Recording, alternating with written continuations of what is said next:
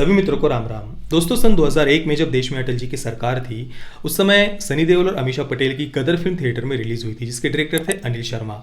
और उस समय जिस प्रकार का क्रेज, जिस प्रकार का पागलपन, जिस प्रकार का प्रेम उस फिल्म के लिए देखा गया था, वैसा प्रेम, वैसा पागलपन शायद ही इतिहास में दूसरी किसी फिल्म को मिला हो। मुझे अभी भी अच्छी तरीके से याद है वो समय, वो थिएटर की बाहर की लंबी लंबी लाइनें, लोगों में जिस प्रकार का उत्साह था उस फिल्म को लेकर, जिस प्रकार की चर्चा पूरे देश भर में उस फिल्म को लेकर हो रही थी, जबकि उस समय कोई सोशल मीडिया तक नहीं था। और ये केवल मेरी बात नहीं है, ऑफिशियली इस फिल्म के नाम पर कई सारे रिकॉर्ड्स बने हुए हैं। गदर फिल्म के नाम पर भारतीय फिल्म इतिहास में सबसे ज़्यादा देखी जाने वाली फिल्मों में इसका नाम आता है। सबसे ज़्यादा फुटफॉल्स जिस फिल्म को मिले हुए हैं, ऐसा रिकॉर्ड भी गदर फिल्म के नाम पर बना हुआ है। करीब 5 करोड़ से ज़्यादा लोगों ने इस फिल्म को देखा था, ज़्यादा फुटफॉल्स इस फिल्म को मिले थे, ये रिकॉर्ड किया गया है।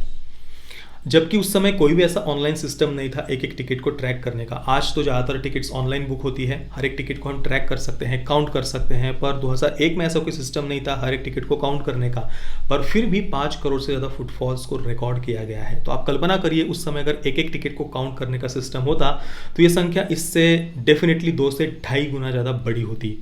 इस प्रकार का प्रेम गदर फिल्म के लिए उस समय देखा गया था। अब उस फिल्म के लगभग 20 वर्ष और 4 महीनों के बाद में अभी 15 अक्टूबर 2021 को जी म्यूजिक कंपनी इस यूट्यूब चैनल पर गदर 2 के मोशन पोस्टर को रिलीज किया गया। अभी करीब 1.5 महीने पहले ही 15 अक्टूबर 2021 को। अभी तक इस मोशन पोस्टर के इस टाइटल अनाउंसमेंट वीडियो को 35 लाख व्यूज मिल चुके हैं और करीब 1,10,000 लोगों ने इसे लाइक किया है।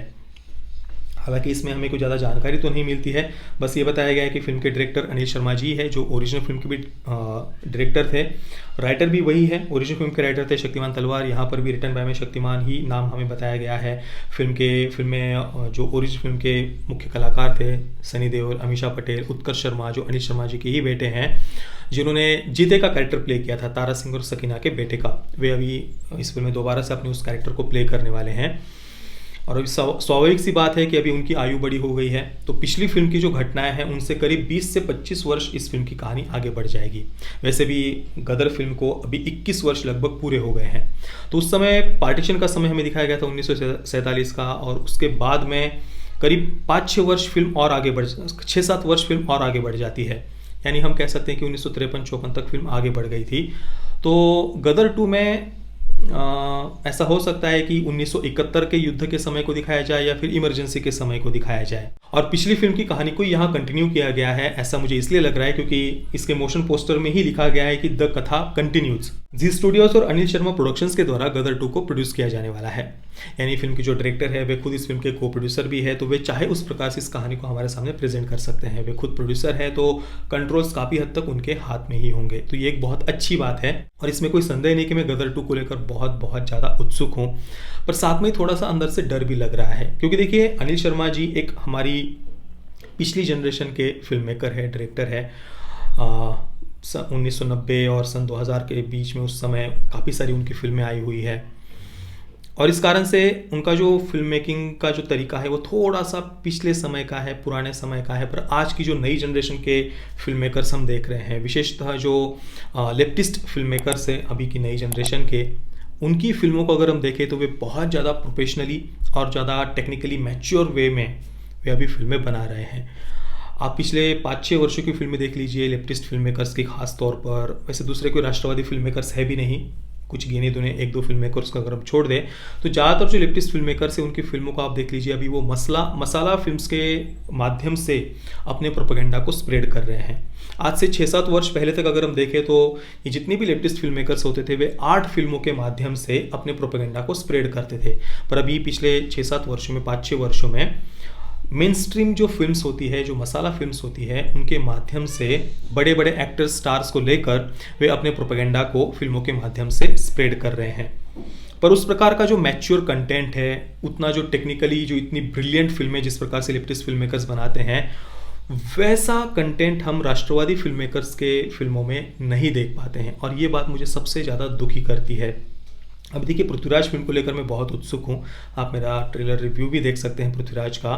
चंद्र प्रकाश द्विवेदी जी, स्वाभाविक सी बात है, वे हमारे इतिहास को बहुत प्रॉपर वे में ही हमारे सामने रखेंगे, ऐसा विश्वास है हमें उन पर फिर भी उनका जो फिल्म मेकिंग का तरीका है उसमें एक जो पिछले पुराने जनरेशन का जो टच है वो हमें यहाँ देखने को मिलता है। आजकल की जो नई जनरेशन की फिल्में हैं या आजकल की नई जनरेशन की जो वॉर फिल्म्स हम देखते हैं उनमें जिस प्रकार की कलर ग्रेडिंग या कलर शेड्स होते हैं, वैसा टोन, वैसे कलर शेड्स हमें पृथ्वीराज के ट्रेलर में नहीं देखने को मिल रहे हैं।